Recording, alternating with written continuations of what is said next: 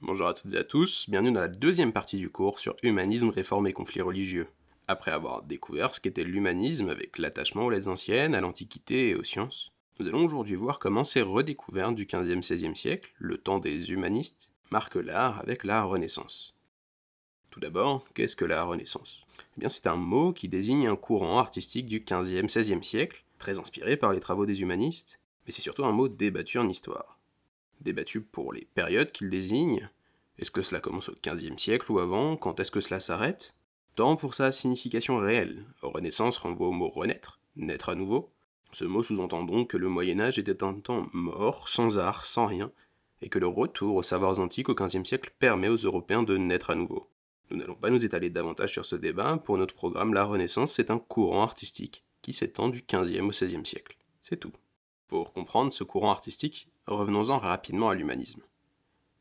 L'humanisme, c'est une manière de voir le monde et les savoirs qui naissent au XVe siècle. Un humaniste est un individu qui considère l'apprentissage, des langues, mais aussi des sciences, comme un moyen de devenir parfait. Pour maîtriser un ensemble de sciences et de langues, l'humaniste échange de nombreuses lettres avec d'autres humanistes pour compléter ses connaissances.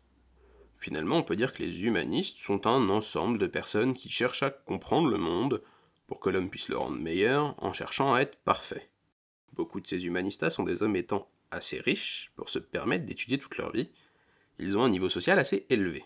Parmi eux, on retrouve de nombreux princes, ou rois de la période. Ces princes et rois consacrent même une partie de leur richesse à la recherche dans ces sciences mais aussi à l'art. On parle de mécènes. Un mécène, c'est une personne qui protège les artistes, les écrivains et les savants en leur commandant des œuvres et en les finançant. Donc beaucoup des œuvres de la Renaissance ont été commandées par des mécènes qui sont très influencés par les savoirs humanistes. Ils sont donc très influencés par l'Antiquité, ce qui explique l'abondance du style antique dans les représentations de la Renaissance. On peut citer quelques exemples de mécènes très connus. Laurent de Médicis à Florence, considéré comme prince des arts, il a notamment financé Léonard de Vinci, Sandro Botticelli ou Michel-Ange. Jules II, pape, a également accueilli Michel-Ange pour décorer la chapelle Sixtine, ainsi que Raphaël qui a décoré les chambres qui portent son nom au Vatican. En France, c'est François Ier qui paye Léonard de Vinci pour qu'il vienne s'installer à Amboise pour devenir artiste du roi. C'est d'ailleurs à Amboise qu'il termine sa vie, et c'est parce que Léonard était en France qu'aujourd'hui la Joconde est à Paris. Bref, de nombreux princes et rois rivalisent pour attirer les artistes, et les artistes se battent pour proposer des œuvres qui vont leur permettre d'attirer les mécènes et satisfaire ceux qu'ils ont déjà. La conséquence, c'est que c'est une période où les arts se développent rapidement et de manière impressionnante. Essayons ensemble d'étudier, au travers de quelques œuvres et quelques artistes, comment change l'art à la Renaissance. Commençons par une sculpture, le David de Michel-Ange. Elle a été commandée par la fameuse Arte della Lana, une corporation de métiers du tissu de la ville de Florence, qui défend les droits des travailleurs florentins et finance de nombreuses œuvres qui arborent la ville.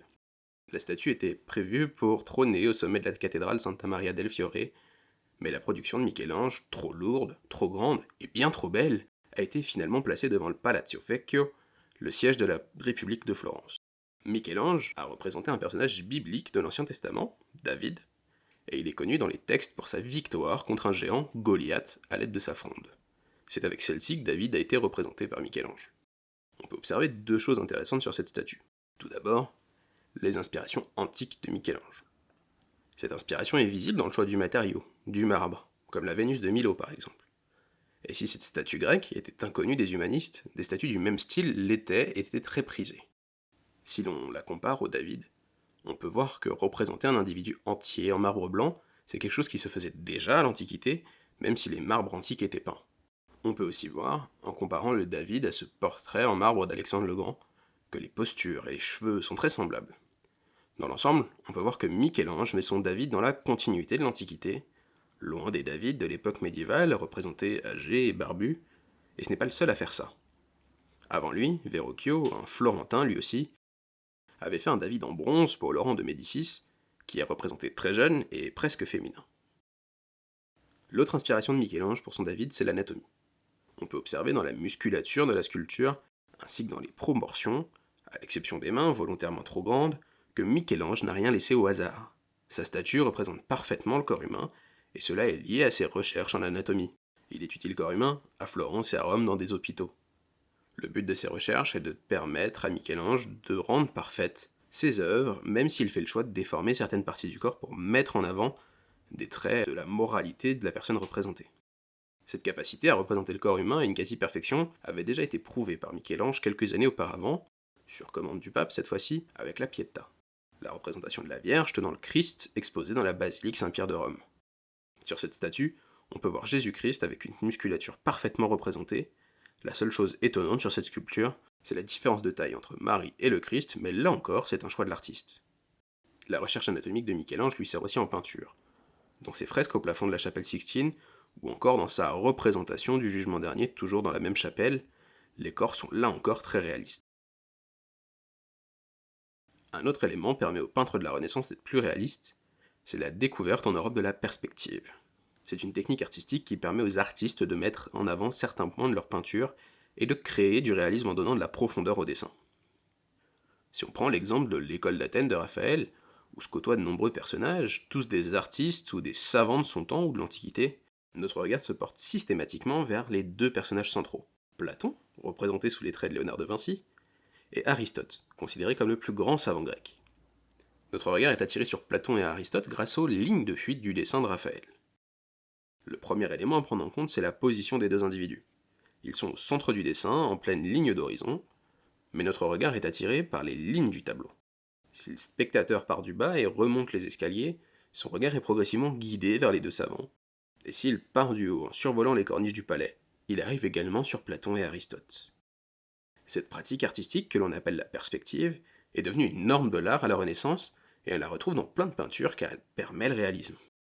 Par exemple, dans la cité idéale représentant la ville d'Urbino en Italie, nous pouvons voir le même dispositif artistique qui donne de la profondeur au bâtiment, car les lignes de fuite filent vers le centre de l'image, mais elles sont ici cachées par la rotonde au centre. Les œuvres sont donc de plus en plus réalistes pour coller à la demande des mécènes qui attendent des artistes de retranscrire les savoirs de leur temps dans leur art, et ce de la plus belle des manières.